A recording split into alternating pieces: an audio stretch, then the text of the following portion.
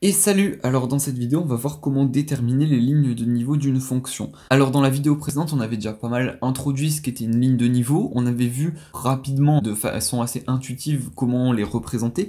Maintenant, on va voir la méthode pour pouvoir le faire bien, hein, tout simplement. Et du coup, cette méthode, elle est valable que pour les fonctions à deux variables. Je précise, hein, dans ce chapitre, on traite les fonctions à plusieurs variables de manière générale, mais dans cette vidéo précise, pour déterminer les lignes de niveau d'une fonction, nous, on verra que pour deux variables. Donc ici, on a les exemples qu'on va traiter, et ici, on a la méthode qui est issue de la fiche que vous pouvez télécharger, le lien est en description. Donc du coup, c'est parti. Dans un premier temps, il va falloir résoudre f de xy égale constante.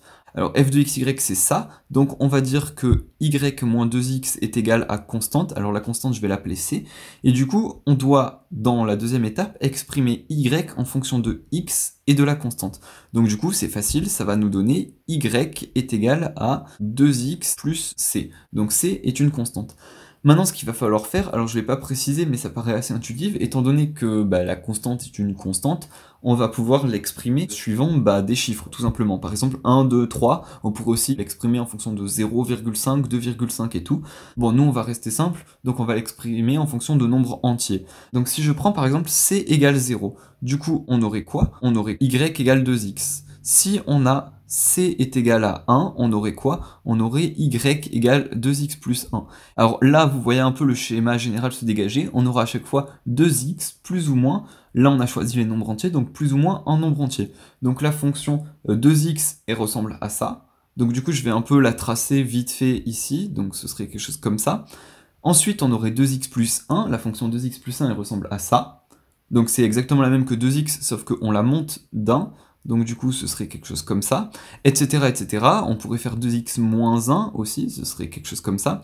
Et en fait, maintenant ce que vous pouvez faire, c'est vous imaginer un plan où on aurait que des droites comme ça. Donc ça, ce serait les lignes de niveau de la fonction f de xy égale y moins 2x. Donc voilà, maintenant je voulais juste revenir sur un point, c'est que je vous ai dit, on prend que des nombres entiers. On pourrait par exemple aller de 2 en 2, de 3 en 3, on pourrait aussi aller de 0,5 en 0,5, enfin, vous faites comme vous voulez. Mais vous imaginez bien, du coup, si on va de 2 en 2, on aurait seulement une droite sur deux à chaque fois. Donc c'est comme, si on reprend notre exemple précédent, c'est comme si on montait très vite. Alors que si on va de 0,5 en 0,5, on aurait plein de petites droites intermédiaires, parce que là, on aurait par exemple y égale 2x plus 0,5, on aurait cette droite, on aurait cette droite. Donc vous voyez, on gagne en information, mais on perd en visibilité. Donc là, après, c'est à vous de faire le bon choix. Mais du coup, ce que vous pouvez voir qui se dégage, c'est que là, on monterait au niveau de la figure beaucoup plus doucement entre chaque ligne. Si je vous montre par une simulation à quoi ressemble cette fonction, vous pouvez comprendre que si on a beaucoup de lignes de niveau dans notre représentation, ça veut dire qu'entre chacune de ces lignes, on est monté tout doucement, et si on avait eu peu de lignes de niveau, ça aurait voulu dire qu'on est monté bien plus rapidement. Bon, ça c'est pour le point de vue assez intuitif, mais pour le point de vue pratique, il faut simplement que vous fassiez ces deux étapes, hein, tout simplement. Alors maintenant, on va passer au deuxième exemple. Alors première étape, résoudre f de xy égale constante. Donc ça nous donnerait x moins 1 carré plus y carré égale c. Et là, on se rend compte qu'on a l'équation d'un cercle. Alors je vous invite à vite fait réviser ce qu'est l'équation d'un cercle. On en aura besoin un tout petit peu pour ce chapitre. Donc il y a déjà des vidéos très bien sur YouTube qui sont très claires. Donc je vais pas en faire. Donc on a l'équation d'un cercle. Ce cercle, il est centré en 1, 0, étant donné qu'on a x moins 1. Donc il est centré selon x en 1, donc centré en 1, et selon y, c'est comme si on avait y plus 0 le tout au carré, donc selon y, il est centré en 0. Et son rayon, c'est quoi? Son rayon, c'est égal à la racine carrée de ce qu'on a à droite, donc c'est la racine carrée de c. Alors maintenant, on sait qu'on a un cercle centré en 1, 0, donc là, je décide que c'est 1, 0. Si on dit que c est égal à 1, donc dans un premier temps, son rayon est égal à racine de 1, donc c'est égal à 1. Donc du coup, là, je peux faire le rayon égal à 1. Ensuite, si on dit que c est égal à 2, et son rayon, ce sera racine de 2. Alors, la racine de 2, c'est à peu près 1,4. Donc si là, je dis qu'on a moins 1, je peux faire quelque chose peut-être comme ça. Bon, là, c'est pour vous donner une idée, etc., etc. Et au final, on se rend compte que ça se rapproche de plus en plus. Et on aurait Voilà, quelque chose, bon, je dessine assez mal, quelque chose de comme ça à peu près. Bon, là, c'est pour vous donner une idée. Donc là, si vous voulez parfaitement être précis, vous faites bien en compas, vous calculez bien, enfin voilà. Mais vous avez un peu compris l'idée de comment calculer cette ligne de niveau. Enfin, on va en faire une dernière cette fois. Donc ça va être f de xy égale e puissance y moins x carré. Donc du coup, comme d'habitude, première étape, résoudre f de xy égale constante. Donc ça nous fait e y moins x carré égale c. Et du coup, maintenant, on va essayer d'exprimer y en fonction de x et de la constante.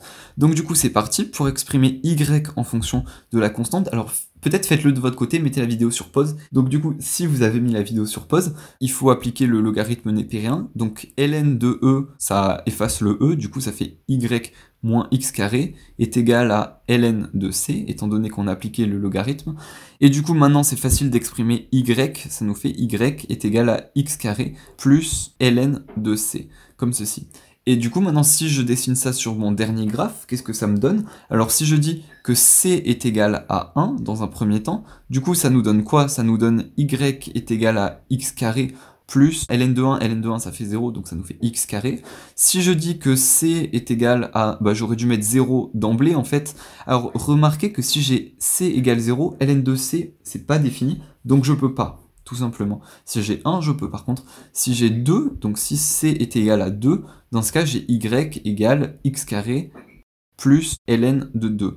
Et là, vous voyez encore une fois le schéma. En fait, simplement, ce qu'on a, c'est qu'on a x carré plus ln d'une constante, en l'occurrence.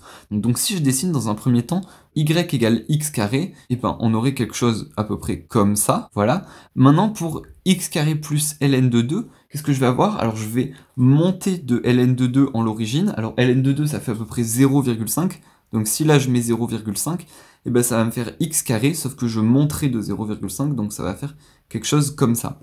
Maintenant, bon, plus comme ça en fait. Maintenant, ln de 3, ln de 3, ça fait combien? Ça nous fait à peu près 1, donc si là je mets 1, j'aurai quelque chose comme ça.